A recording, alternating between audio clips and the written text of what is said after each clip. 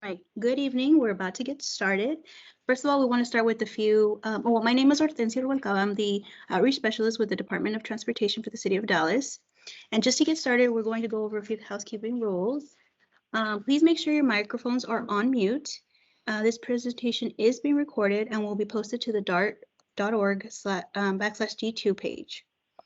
Please make sure that if you want to submit a question, type it into the chat box or raise your hand and we will call on you once the question and answer session begins at the end of the presentation.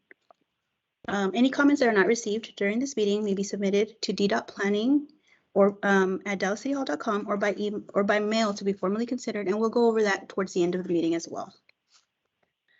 I'm going to go ahead and make sure that everyone is muted. And again, we will have an opportunity for everyone to speak once the meeting, once we get through the presentation. So today we want to go ahead and thank all the elected officials, executives, and staff that are joining us from the City of Dallas, DART, NCT COG, and TxDOT. Thank you for being here, and thank you to everyone else that's joining us as well. This evening, our staff that is here to lead this meeting, we have the Director of the City of Dallas Department of Transportation, Ghassan Konkarli. We have Chief Planner for the City of Dallas Department of Transportation, Catherine Rush. We have Interim Vice President of DART Capital Planning, Kay Shelton. And we have Project Engineer Sandy Wish with NCT COG. And now I will go ahead and call on Mr. Ghassan Konkarli to provide an overview of tonight's presentation. Okay, thank you, Hortensia. Thank you, everyone. Good evening. Again, I want to reiterate my great appreciation for all the participation and as well as the other participating agencies that could be on the call this evening, in addition to the ones that have been mentioned. D2 is really an important project that, along with Interstate Highway 345 and Interstate Highway 30, could substantially change the core of Dallas and the region for generations to come. This is a joint approach where the city supports the North Central Council of Government, NCT COG, Texas Department of Transportation, TxDOT, and Dallas Area Rapid Transit, DART, and stakeholders to ensure that all the projects are well integrated to minimize impacts and maximize benefits for residents, businesses, and visitors. Through discussions with our internal and external stakeholders over the last year or so, several challenges related to the impacts to the eastern end of the project, in particular to the Deep Ellum area, including the Good-Latimer corridor and the interface of I-35, were identified. As such, on March 24, 2021, City Council Resolution 21433 approved the western end of the project's alignment and provided the partnering agencies less than a year to conduct further analysis to come up with refinements, enhancements, and/or modifications necessary to advance a financially feasible solution for the eastern end of the project. Since March 2021, there have been dozens of discussions between the city and city staff, DART, NCT COG, and TxDOT at the highest levels that were updated through memos to Council dated April 23rd, May 21st, and July 30th, 2021, respectively. This evening, we are here to present you the work that has occurred since then in greater details, alternatives and options that were developed for the eastern end of the project, and the results of the first level screening of the alternatives. You are going to see a lot of information tonight, but it's because we are committed to making Dallas a world-class city for future generations with the best transit service possible. We hope you will all join us in this city-facilitated effort in coordination and cooperation with our partnering agencies and stakeholders. I'm now going to turn it over to Ms. Catherine Rush and Ms. Kay Shelton for the formal presentation. Thank you very much. Catherine? Thank you, Gus. All right, so for today's presentation, I'm going to be going into a little bit of background information, followed by an overview of the process and schedule, work to date, next steps, and then we'll end with our Q&A, an opportunity to comment. So the purpose of today's meeting is to provide the community an update on the D2 East End evaluation process and to solicit input on the alternatives to be evaluated during the second level screening. So some background on the evaluation. As Gus mentioned, on March 24th, 2021, the Dallas City Council passed a resolution that advanced the D2 subway and set the alignment in Zone A, as shown here, but it directed city staff to work with DART, TxDOT, the Council of Governments, and other stakeholders to evaluate project refinements, enhancements, and/or modifications in Zone B, so the east end of the corridor, to address and mitigate technical, environmental, and alignment concerns. So here's the vision and sort of key issues for this Zone B East End evaluation. The overall vision will be based on looking at the D2 subway, I-345, local street network, and other related projects in a coordinated, holistic manner with the goal of minimizing right-of-way needs, maximizing economic development, reducing throwaway from reconstruction of local streets. And what we mean by that is if D2 ends up reconstructing any local streets, we don't want then immediately after that for TxDOT to come through and as part of I-345 improvements have to reconstruct the same local streets. Want to make sure there's no duplication of effort. We also want to enhance the city street grid and pedestrian network and maximize transit, bicycle, pedestrian, roadway, freight, etc. So now into overview of our process and schedule. There were some key tasks as part of this project. They include documenting and discussing the key issues in Zone B, developing evaluation process and alternatives, conducting a first level screening of alternatives and options. And that's where we are today. And that's the work that we'll be discussing. But there will also be a second level screening, which will ultimately lead to staff recommendations that we plan to take to City Council later in the fall. So some key dates are here that in order to meet the City Council deadline established in the resolution, we have to have an interagency staff recommendation by roughly the end of October 2021 to present to Council in November to stay on schedule. So those are kind of the key dates that we're working towards. So work today, we'll be talking about the evaluation process development and the first level screening. So our evaluation process, all of the alternatives and enhancements and refinements that will be shown are being compared to DART's current 30% design that in April 2021 received a final environmental impact statement record of decision. And because, as you'll see, there were so many alternatives, we are doing a two-phased approach to the evaluation. We are first doing a first level screening, followed by a second level screening. The first level screening will be about the project purpose and needs. So do the alternatives meet the ultimate purpose of D2?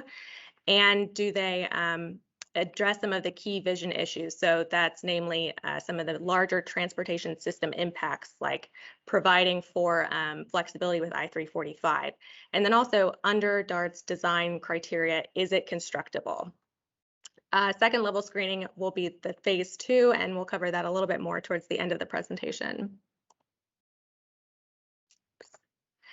All right, so we developed a number of alternatives. 17 alignment alternatives were developed, which we have grouped into 3 families based on similar traits and attributes.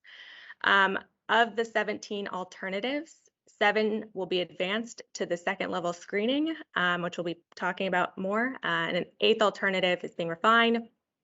But the goal is to find ultimately 2 to 3 alternatives for a short list after getting stakeholder feedback and doing the second level screening.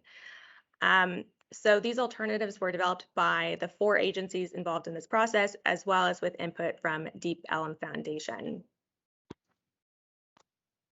So before we get into going through the alternatives in each of those families, wanted to go over some quick overview about how to read all the maps that are going to be in the upcoming slides. So when you see the black lines, that is what is existing today, the tracks and the stations. A solid line means it is at surface level or street level. If it's a dashed line, it's underground in a tunnel or subway. And then the purple is D2, it would be a D2 alignment. So purple dashed is tunnel, and then the portal, the stations are filled in solid squares. The portal is a hollow square. And what a portal is, just some commonly used terms to the side. The portal is where trains transition from being underground to the surface and vice versa. Another common term that you'll hear a lot is a Y junction, and that's spelled W-Y-E. And this is essentially a triangular junction where 3 rail lines come together, and it's used to allow trains to move to alternate routes, and providing operational flexibility is a key goal of D2. So the Y junction is a key aspect of this project. All right, now on to the first, the Family 1 alternatives. So we are recommending to advance options 1-1 and 1-2 to second level screening, and not advance 1-3, 1-4, and 1-5. And the reasons for that include that alternatives 1-3 and 1-4 would have significant negative impacts on the street system, and 1-5 would preclude an I-345 depressed and hybrid options. And so one of the things is we want to make sure that D2 doesn't preclude any of the I-345 options. And so now to go into a little bit more detail about what exactly the options that we're advancing consist of, I'm going to turn it over to Kay to better explain them. Okay, great. Hopefully everybody can still hear me. If you can go to the next slide. We're not going to spend too much time on the alternatives that we're screening, so I'll just talk a little bit about option 1-1 and 1-2. So 1-1 is actually the alignment that Catherine described early on. That is the 30% design and what is in our final environmental impact statement. So you can see there the alignment that's dashed is a tunnel alignment. You can see the CBD East station there, just east of Pearl. And then we go across the 345 right-of-way, and the portal is basically south of Swiss Street, and we're back to grade by the time we would get to Hawkins Street with that Y connection back to the green line along Good Latimer. The key difference here with this option is that we want to define a package of urban design enhancements, specifically that address some of the community concerns in that area, focused around that Y connection. So that'll be presented in a later meeting, but that is what alternative 1-1 is. If we go to the next slide, 1-2 is very similar. This is actually the alignment that was approved in 2017 when we decided to go with a Commerce Subway alignment for D2. So this was approved both by the Dallas City Council and the DART Board several years ago. The main difference with this one is that the CBD East station is located under the Elm Street garages. So it's a slightly different alignment within downtown, but still a tunnel, and the portal is in the exact same location as the current 30% design. So we'll be moving this one forward as well because it's just a slight variation from what we have. So I'll turn it back over to Catherine quickly. All right, now on to Family 2 alternatives, and we'll add to that large maps of these will be posted online along with the presentation. And so you can see bigger versions of the ones that aren't advanced as well. So the Family 2 alternatives, the common element here is that they would move the Y junction to a new location or underground along Good Latimer. Alternatives 2-1, 2-2, and 2-5 will be advancing to the second level screening. 2-3 is not advancing because it would not provide operational flexibility for DART. 2-4 is not advancing because it would have significant negative impacts on the transportation system, namely that to get it to fit using DART's design standards, it would require Gaston and Pacific to be closed at Good Latimer. So now Kay's going to go into a little bit more detail with the ones that are advancing. Okay, so starting with 2-1, This one still includes the tunnel under Commerce Street, so you can see the dashed line continuing. And then that CBDE station is still under the Elm Street garages, similar to that 2017 original alignment that I showed. The key difference with this one is that the tunnel alignment and the portal they're along Elm Street instead of Swiss. And the portal is shallower under 345. So it's a little bit further into downtown and a little shallower under the 345 facility. So the getting back to grade under this alternative is really close to the service road along 345. And then we're back to grade along Elm Street. And you can see the solid line there with a proposed station along Elm Street itself. And then the alignment would turn and connect to the green line with a new Y configuration that's outside of the street network as shown on that map. So if you can go to the next slide, I'll talk a little bit about 2-2. And 2-2 is something that we've looked at in the past as well. This one has significant tunnel alignment. As you can see here, there's a lot of dashed lines. So we would stay under Commerce Street, leaving the Commerce Station. There still would be a CBD East station. It would just be closer to the new East Quarter development and Farmers Market area. And then stay deep underground under Commerce, under 345, and there would be an underground Y junction shown there where that dashed triangle shape is. And then the line would split at that point with two portals. So one portal would be located within the median of Good Latimer, just south of Live Oak Street to the north there. And then the other portal would be located before we would get to the Baylor station that exists today. So again, a significant tunnel alignment with this one and two portals to make the connections back to the green line. One thing to note on this one, and I'll just point it out because it's different from some of the other ones that we'll be showing, is that there isn't a station along the Good Latimer corridor anymore in this one. So just wanted to make sure people saw that. And then 2-5, this is actually coming back from the 2010 timeframe. D2's been in the planning phase for many years, and we had an original draft environmental impact statement in 2010. And so this alignment would, again, it's the Commerce subway alignment, a CBD East station closer to the East Quarter area, and then the portal would actually be located before you get to 345. So that means we are crossing at grade under 345 alongside Commerce Street and then reconnecting to the green line via Good Latimer. So imagine the at-grade track in the median of Good Latimer, even further south than what you see today out there in the community. And I'll turn it back over to Catherine. Okay, so the last set of alignment alternatives. This is family 3. The common trait among these is that the Y junction and alignment is moved to a new location along I-345 and underground. Of these, 3 are advancing to second level screening. So that includes a modified version of 3-1, which we are calling it 3-1A, option 3-2, and 3-7A, which is a combination of essentially all of the ones that are not advancing. So 3-3 to 3-7. And the reason some of those are not advancing, it has to do with flexibility for I-345, as well as getting the operational flexibility that DART needs.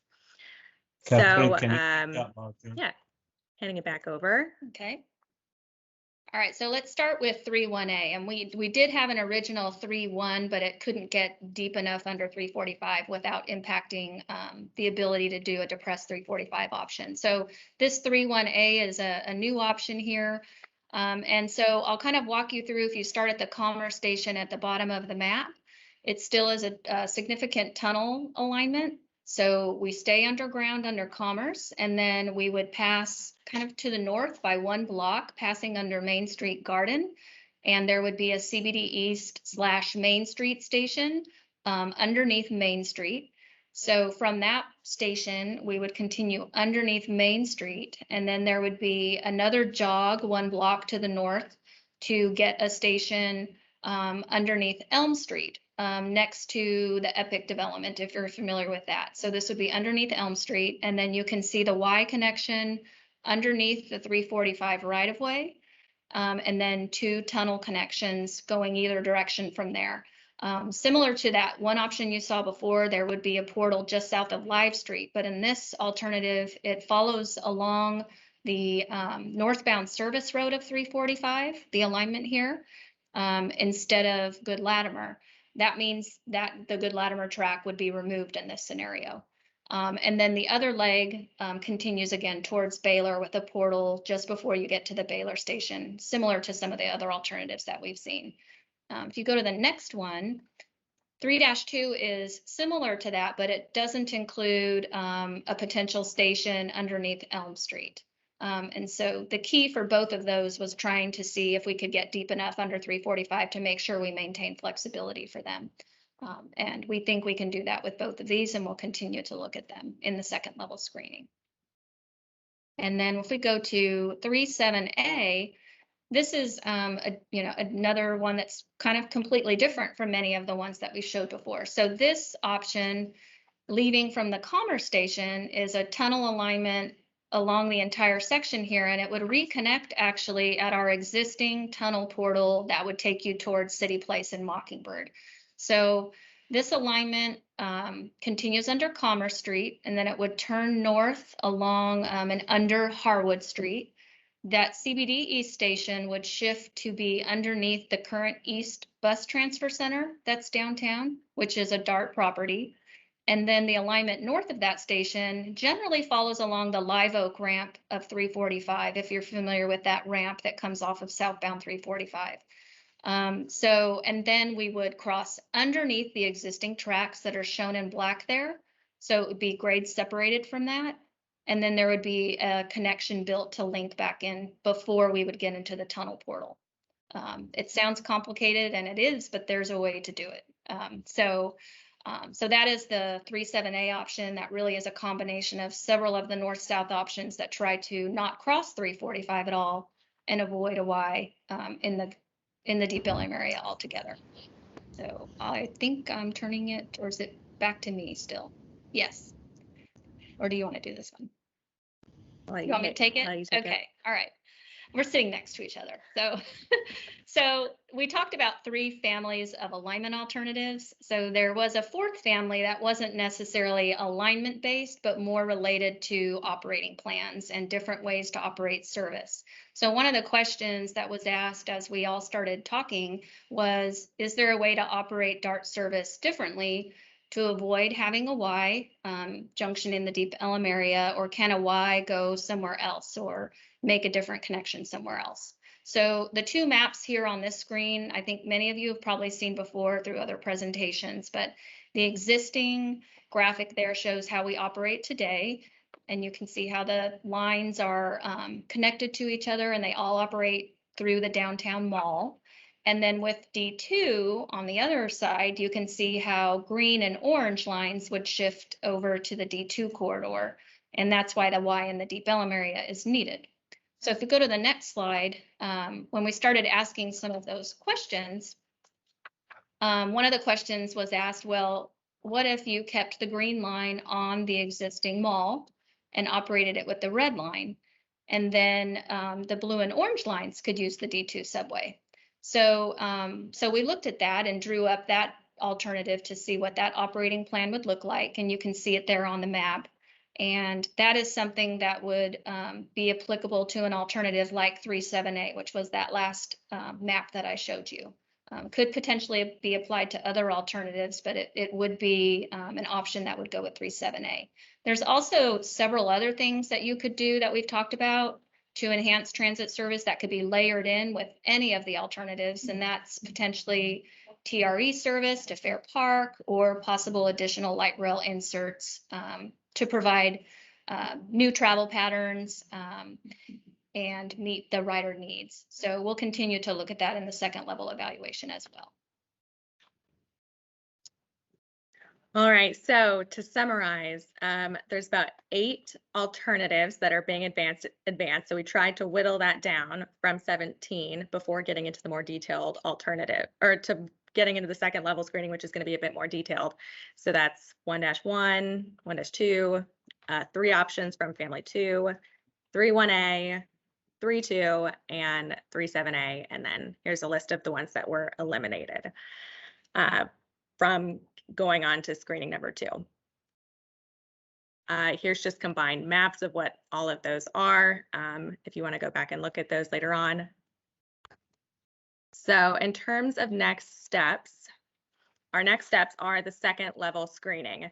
And so here's where we'll be looking at some of those other factors for the evaluation vision. So that includes community, economic, and environmental effects. So things like property impacts, park impacts, TOD opportunities, and potential ridership or market served are some of those.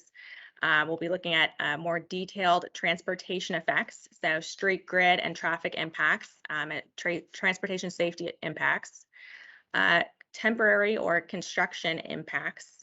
So that includes road closures and impacts to service and things like that. Cost, funding, and schedule considerations, and also taking into consideration stakeholder support for the different alternatives. And we anticipate being complete with that second level screening in September, and then having a public meeting at number 2, where we'll be presenting that information in late September or early October timeframe. So I think now, Gus, did you want to say a few words before we start Q&A? I just wanted to, again, thank everyone for being here and for the active engagement in this process. This is very important that we hear from you. And our primary objective is for this evening to be listening, taking in all the comments or feedback that you're giving us so that we can thoroughly go through them and incorporate those into the next level. So with that, we'll turn it over to Hortensia for the Q&A session. Thank you.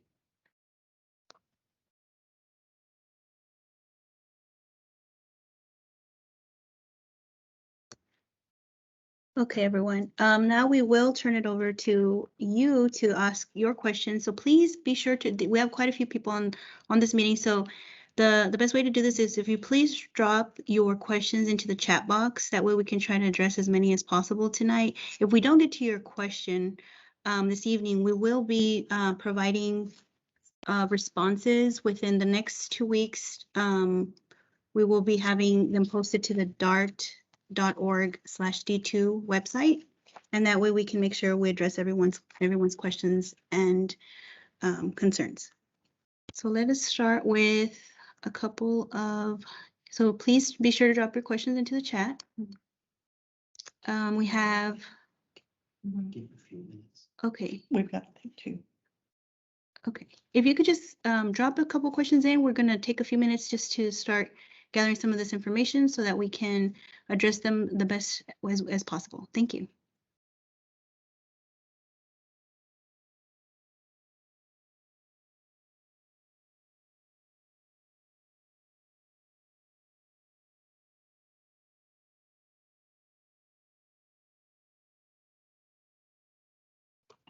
Okay, so it looks like first question, what impacts does alternative 2-1 have on I-345? Okay, let me try to go back to 2-1. Do you want to take that one? Yeah, so the question is about this 2-1 and probably in relation to where the portal is under 345.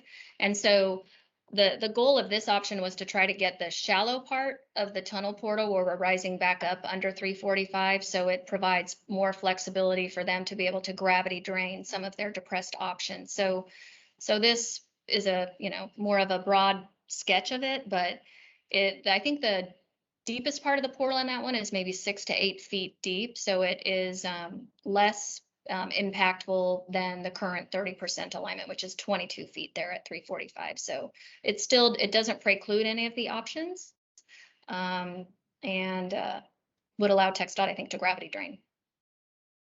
So hopefully that answered that question. Let's see.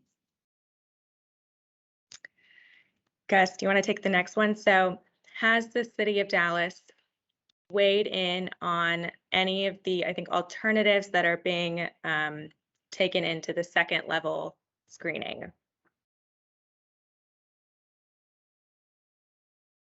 Okay, so the city of Dallas has been facilitating this process through the first level screening and will continue to facilitate this process through the second level screening. And will, like as Catherine presented and noted in the criteria for the second level screening is that all these alternatives will incorporate the items that have been discussed and noted for the second level screening.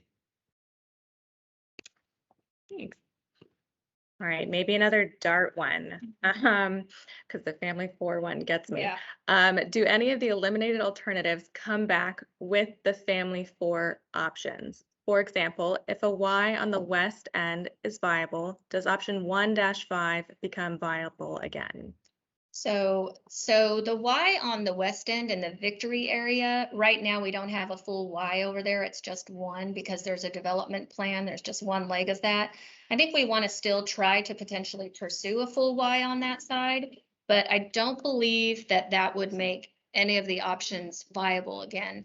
What it would do would enhance our operational flexibility during incidents if one of the lines were to shut down. So it would provide a benefit that way. But 1-5, for example, that option 1-5 in the comment was not viable for other reasons. It didn't have anything to do with the Y. It was really related to just design criteria and impacts to some significant properties in the Deep Ellum area.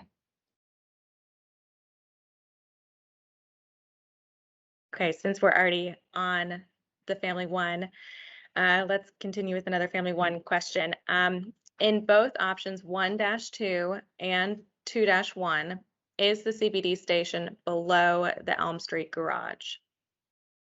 So here's 1-1, and then. Yeah, if you can go back to those, yeah. So yes, in both of those options, the station would be located underneath the garage, and that would be part of our second level screening is to understand the effects on that as part of the second level evaluation. Okay, a question about the streetcar. So is the downtown streetcar extension being considered when thinking through all the alternatives? And Sandy, you have the details in front of you, but yes, it is being considered, and we are looking at the interface of that, and as well as just other sort of transfer opportunities with bus, with streetcar, with all modes. Yeah. Yes. And I would just add to that one of the second level criteria is customer convenience and impacts to the riders. And so we want to look at not only streetcar opportunities, but how does the DART Zoom new bus network that's being created overlay with these and make sure that the system works together. So yes, that will be a consideration. Okay. This question is, what is the need to force this decision now instead of waiting for the decision on I-345 or making a decision on both those projects at the same time? I'm going to speak to the timing of. Yeah, so one of the main reasons why we're advancing D2 is related to a grant that we're pursuing from the Federal Transit Administration, and there is a time frame in terms of being eligible for that grant. So that's one of the reasons why we're trying to advance a decision quickly. One of the other reasons is because, you know, downtown continues to develop and quickly, and there could be a strong recovery after COVID. And there are several private properties that might be needed for this project. And we're coordinating with a lot of different developers in downtown to integrate D2 into future plans that they might have. And so there is some certainty needed from a lot of those downtown developers to understand when D2 would happen, because they are integrating the project in some cases into new development or accommodating it in some of their existing buildings. And I would add, from the city standpoint, our interest is that it's the deadline set in the March 2021 City Council resolution to have an agreement on this by March of next year, no later than. And part of that is too that if we can come to an agreement, we want DART to be viable for this funding opportunity, and we want to support transit improvements in the region. But we also want to make sure that the city's needs and stakeholder needs are being heard at the same time. Okay, next question. I live in the Live Oak Lofts building at Good Latimer and Live Oak. Are there plans to minimize impact on people who live in the areas of construction? And if so, what are they? Also, once construction is complete, are there any plans to minimize noise caused by the trains? Currently, they're very loud when going around the corner. So yeah, I would just point out that anytime any construction project happens, whether it's a roadway project or a transit project, we'll comply with the city noise ordinances to make sure we can minimize that. That might mean hours of operation or types of equipment that we might use. And so we will definitely work with the city on that to minimize those impacts. And I think a really important part too during construction is just communication and making sure that the residents and the businesses know what's going to happen and when it's going to happen so we can prepare together for that. So, and then once construction is complete, minimizing noise caused by the trains. We did a noise analysis for the project. It's included in our environmental impact statement. I don't believe there were any impacts in this area because there's already train service, so we're not really adding anything new. It was going to be very similar. I do know that next to Live Oak Lofts, there's a lubricating machine next to the tracks to try to address that. So if that's still an issue, feel free to reach out to us and we can just double check that that's operating properly. Okay, question about 37A. Does 37A utilize operational changes to, I think, maybe facilitate this option, such as those shown with family or? Go to that. Yes. Yeah. Yeah. You want to take that one? Yeah, I'll take that. So yes, it would have to incorporate some of those operational changes to facilitate it. And primarily that's because we're grade separating, the crossings of the two lines, which is good from a capacity standpoint, but it does mean that green would need to stay on the transit mall. So yes, 37A does utilize some different thinking from an operations perspective to be able to happen. So, and then again, that's part of the second level screening too, is to, make sure we understand that and what the benefits are and what any potential impacts might be. Okay. Question is, will this slideshow be available online? And the answer to that is yes. We will be posting a PDF of the presentation as well as the recording on dart.org/D2, as well as on the City of Dallas Department of Transportation website under projects. So yes, I imagine it'll be available, if not tomorrow, in the next 48 hours or something. Yeah, I think we can do it by tomorrow. Yeah. Okay. Are all proposed stations after the portal at grade stations? Generally, yes, and especially if it's a solid line. If you see a station on a dashed line on any of these maps, then it means it's a subway station because it's part of a tunnel alignment. But if it's associated with a solid line, then that means it is at grade. Right. I think the only exceptions might be like the existing D2 design, where there's the portal and then the Live Oak station. Right. Yeah. And Something Live Oak like station would be at grade. Yeah. Okay. Question is, how do we use stakeholder support as screening criteria based on comments, or will there be polling or survey process? Oh, yes. So we're asking stakeholders to submit formal comments to us via email or mail at DDOT-planning. Let me get there. At dallascityhall.org or Department of Transportation at Dallas City Hall mailing to that address. We would ask for them to be received no later than August 26th to give us time to consider them as part of the second level screening criteria, as well as I think being considered as part of the next round of public and stakeholder engagement we haven't defined exactly what that will look like, but there will be some sort of more formal way, I think. Yeah. And I would just encourage everyone to take the time to look at the alternatives, and even if you have questions, send questions in.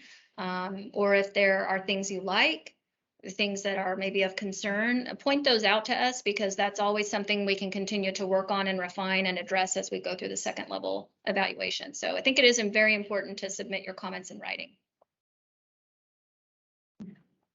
All right, Hortensia, do you want to do? There's one long question who just came in.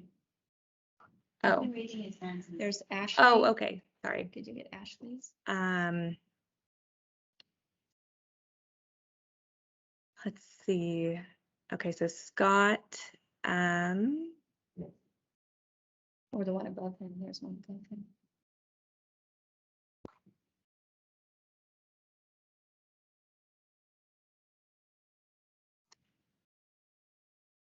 okay. And we'll add to the, anything you submit in the chat will also be part of our formal public comment notes and everything. And we'll be preparing a summary of everything that is received by August 26th, as well as this meeting and all of that. So feel free to also add just comments into the chat.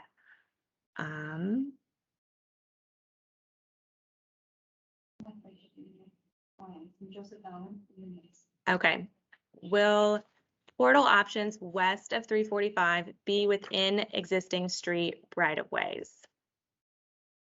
So I guess that's with the 37A option, or because there's, I guess, I'm trying to think of the ones that had portal options west of 345. I think it'd be the Elm. 2-1 Mhm. and so 2-1, yes, could primarily be within street right of way along Elm, or it could be off to the side and possibly require some additional right of way. But the one on 3-7A would be within probably a combination of DART, existing DART and TxDOT right of way, and we would need to work with them to make sure everything still fits there. There was an option that had a portal through several city blocks. That was screened out. Yes, that was also screened because out. it would have had significant impacts on the street system. And so again, those larger transportation system impacts were one of this like first level screening criteria. There is a question in Scott Rohrman's above that, number 7. I think some of them are comments, but I just want to make sure we get to number 7 about the west side and why the Y leg in Victory only has one connection. And there's a couple reasons for that. One of them is that it wouldn't be used, a Y connection to the south at that location wouldn't be used for regular revenue service, but incidents only. And the benefit of the Victory Station is that there's a pocket track immediately north of Victory Station to facilitate some incident operations. It would still be nice to have a full Y there for incidents, and I don't think we're going to necessarily put that completely aside right now. I think we still want to look at that. There is a development planned with a building designed already, and there's architectural plans in place. And so it hasn't been built yet. So you never know if there's an opportunity, if the design changes, that there might be an opportunity to do it. So we don't want to lose that opportunity, and we'll certainly keep it on the front burner as we move through the process. You say? I missed it. The portal. Scott's 345 with one question.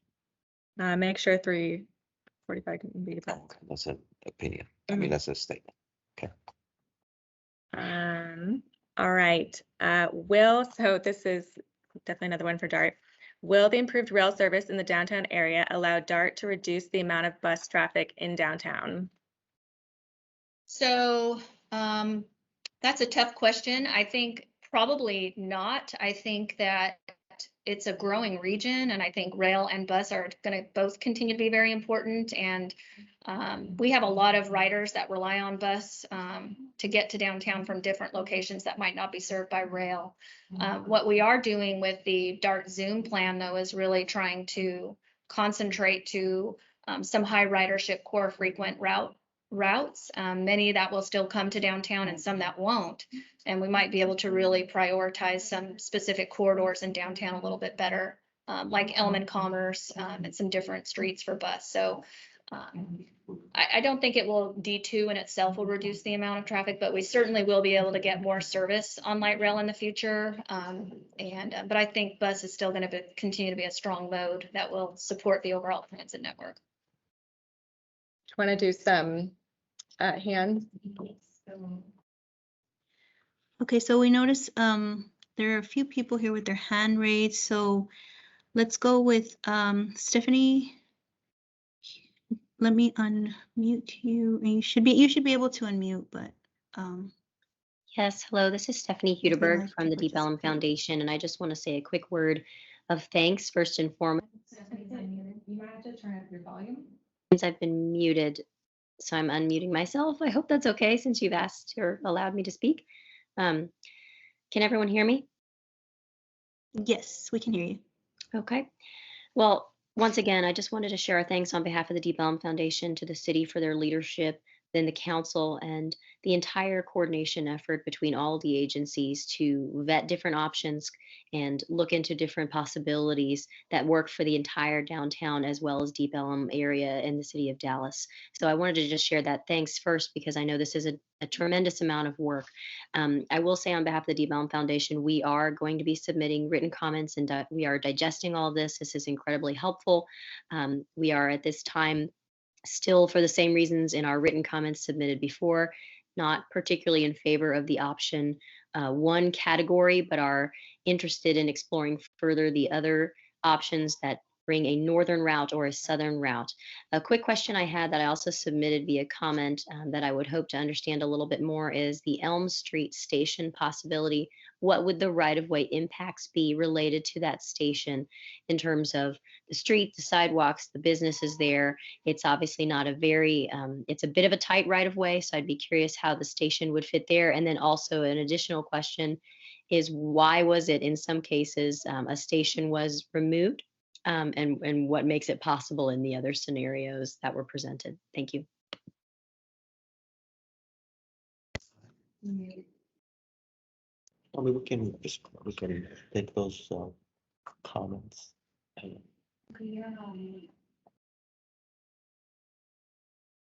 Okay. All right. So I think starting with so I think the one with the station on Elm is 3-1. 2-1. 2-1. There's 2-1 as well? Oh, okay, so Yeah. both. So it would be 3-1 is below. 3-1A as well. Oh, yeah, and I guess it depends on if it's Yeah, at grade. yeah, and 2-1. So, I mean, I think Elm Street is, Stephanie, as you mentioned, Elm Street is pretty narrow there. It's 3 lanes and the building faces are pretty close to each other. So when you look at a typical cross-section of a platform and compare it maybe to St. Paul Station in downtown Dallas, it might have to shut that street down to be able to accommodate an at-grade station. So we're not doing final design at this point, but we are laying it out and trying to just verify that those cross sections wouldn't be able to accommodate a lane.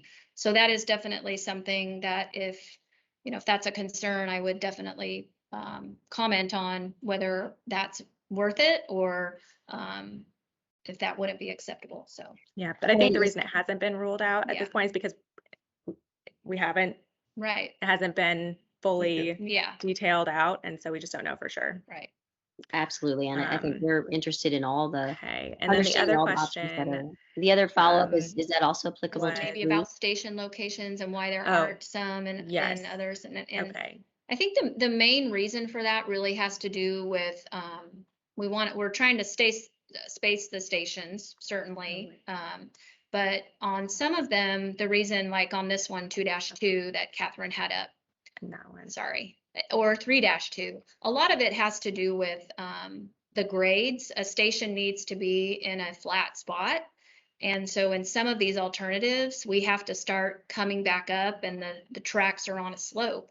And it can't be accommodated using design criteria because there's a maximum grade that you have to be at. So a lot of it just had to do with the fact of there's a curve there or the slope is too great to be able to accommodate it.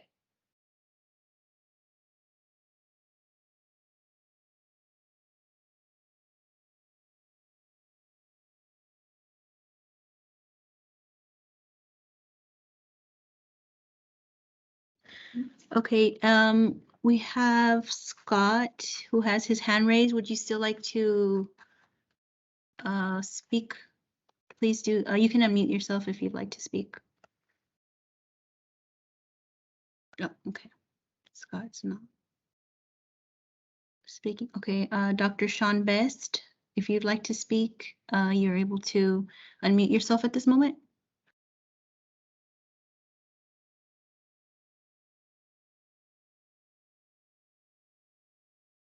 Okay.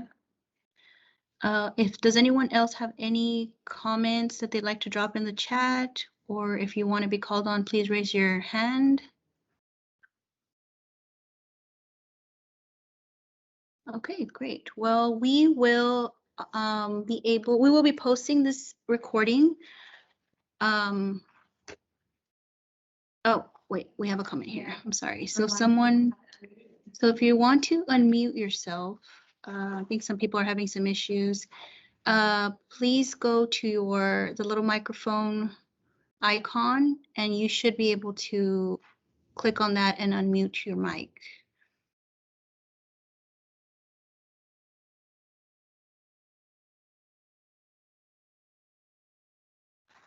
And again, if you're having any trouble with the microphones, please drop your comments in the chat box.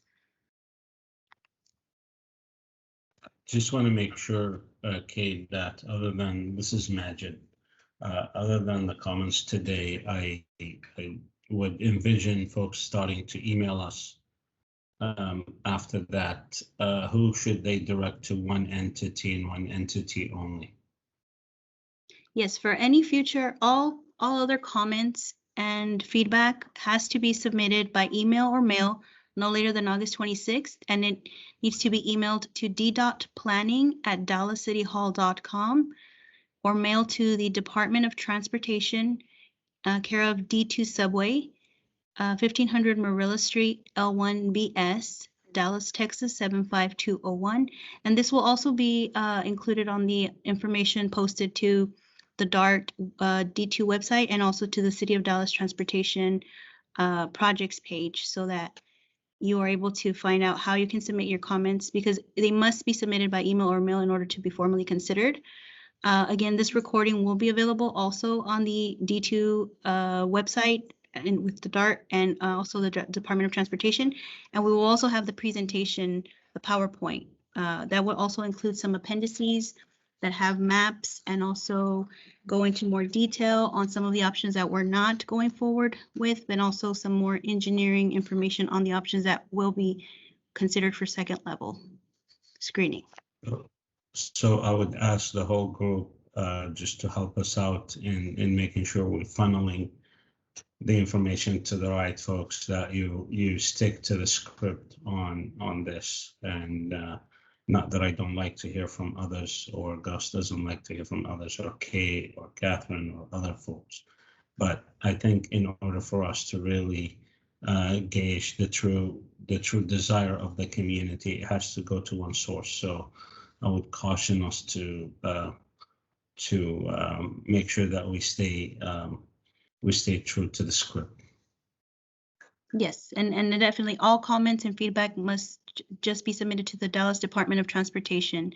And again, that email is d.planning@dallascityhall.com, and Department of Transportation, care of D2 Subway, 1500 Marilla Street, L1BS, Dallas, Texas 75201.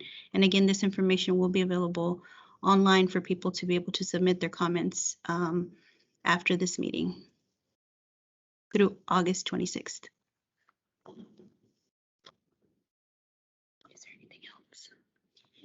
We want to thank everyone for joining us tonight, this evening, and again, just please make sure you submit your comments either by email or mail. And again, thank you for being here tonight. Have a good night.